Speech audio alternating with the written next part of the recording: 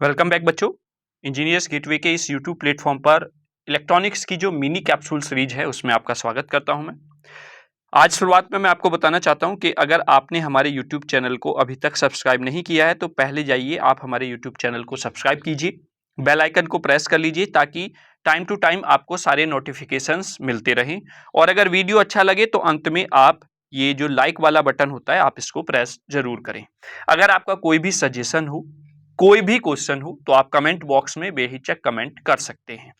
तो mini capsule जो electronics के लिए हम लेकर आए हैं, इससे पहले हमारे YouTube चैनल पर अगर आप प्लेलिस्ट पर जाकर विजिट करेंगे तो वहां पर पूरी complete electronics unit wise, topic wise detail में अवेलेबल है।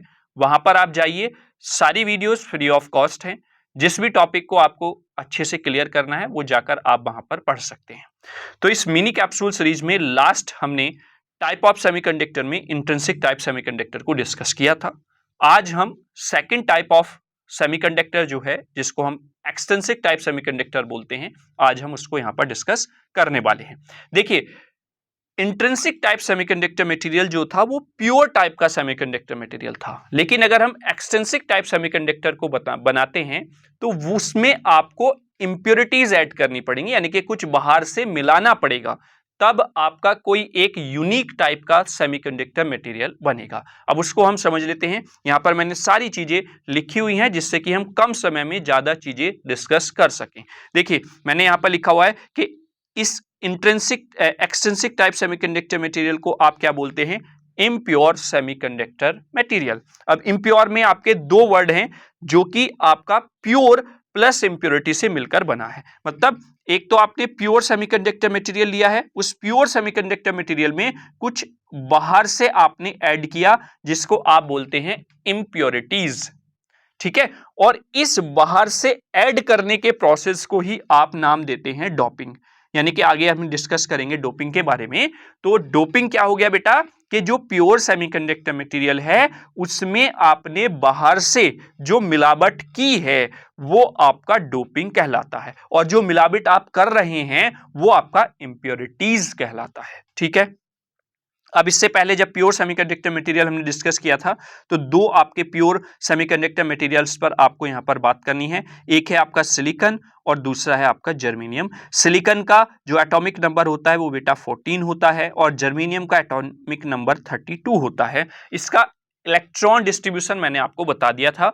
दोनों के आउटर मोस्ट सेल में 4 इलेक्ट्रॉन अवेलेबल होते हैं। ठीक है, जो अपने पास के 4 जो भी एटम होगा उसके साथ 4 एटम के साथ क्या कर लेता है? बॉन्ड बना लेता है। ठीक है, क्लियर। अब जब हमने ये इंप्योरिटी ऐड की बेटा तो ये इंप्योरिटी दो तरीके की हम ऐड करते हैं। First one is the pentavalent impurity and second one is the trivalent impurity. Pentavalent impurities वे इंप्योरिटीज होती हैं जिसके आउटर मोस्ट सेल में 5 इलेक्ट्रॉन अवेलेबल होते हैं, और ट्राइवैलेंट इंप्योरिटीज वे होती हैं जिसके आउटर मोस्ट सेल में 3 इलेक्ट्रॉन अवेलेबल होते हैं। तो जब आपने प्योर सेमीकंडक्टर मटेरियल में इंप्योरिटी पेंटावैलेंट टाइप की ऐड की तो वहां पर जो आपको इम्प्योर सेमीकंडक्टर मटेरियल मिलेगा वो आपका एन टाइप सेमीकंडक्टर मटेरियल कहलाएगा।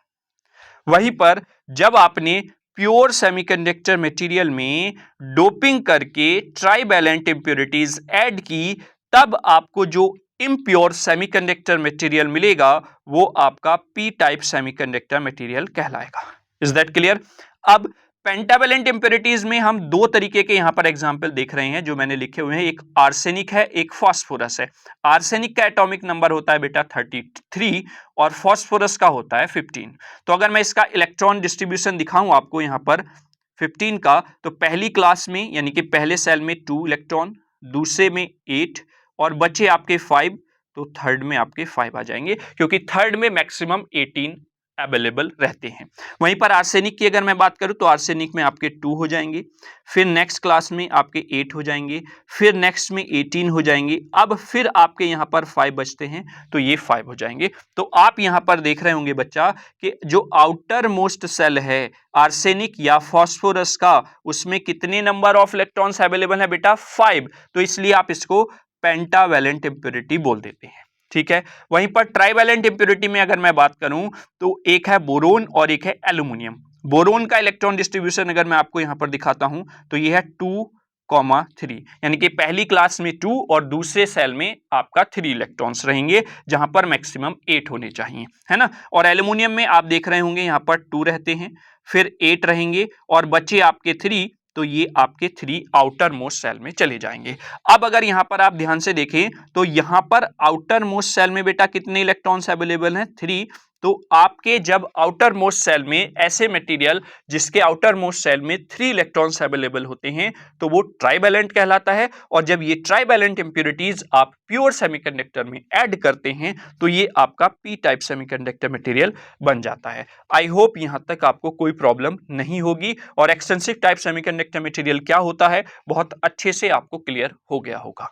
ठीक है, चलिए अब आगे हम इसको देखते हैं कि किस तरीके से ये आपका जब सिलिकॉन या जर्मेनियम के साथ मिलते हैं तो किस तरीके से आपको स्ट्रक्चर यहां पर दिखाई देगा। तो पहले हम बात कर लेते हैं एन टाइप सेमीकंडक्टर मटेरियल की। एन टाइप सेमीकंडक्टर मटेरियल में बेटा मैंने 2 एग्जांपल लिए हैं, एक है आपका आर्सेनिक और दूसरा है आपका फास्फोरस।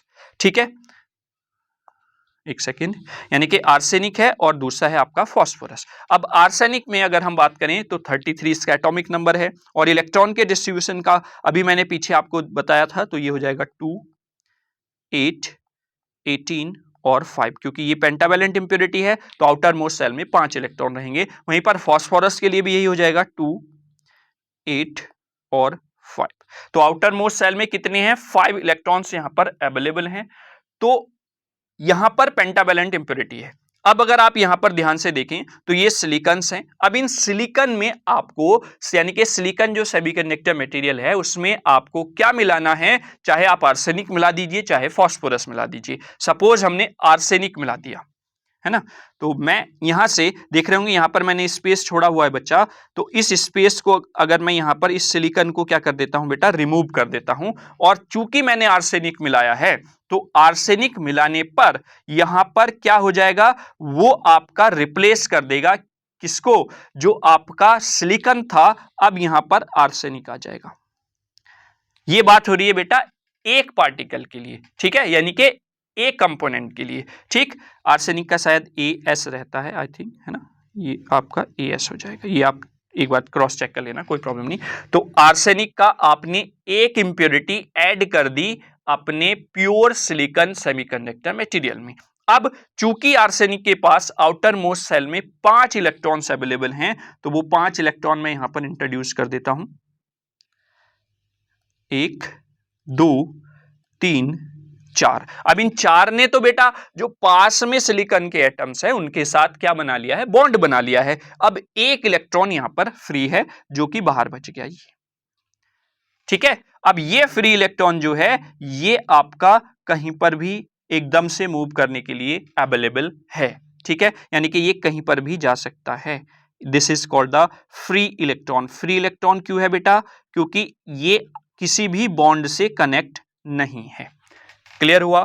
तो ये आपका हो जाता है एन टाइप सेमीकंडक्टर मटेरियल और इसमें आपके नंबर ऑफ इलेक्ट्रॉन्स जो होते हैं वो मेजॉरिटी में रहते हैं, क्योंकि यहां पर आप देख रहे होंगे एबिलिटी जो है फ्री इलेक्ट्रॉन की है। चूंकि हमने एक ही आर्सेनिक एटम की बात की है, जब मल्टीपल आर्सेनिक एटम्स यहां पर ऐड होंगे तो मल्टीपल्स इलेक्ट्रॉन आपको फ्री देखने को यहां पर मिल जाएंगे। तो मैं यहां पर लिख देता हूं जो मेजॉरिटी होती है, मेजॉरिटी एटम्स किसमें, एन टाइप सेमीकंडक्टर मटेरियल में, वो क्या होते हैं, वो होते हैं बेटा इलेक्ट्रॉन्स।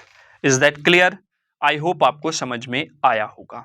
ठीक है, और चाहे आप इसमें फास्फोरस मिला लीजिए, फास्फोरस के लिए भी वही है, बस आपका यहां पर P आ जाएगा।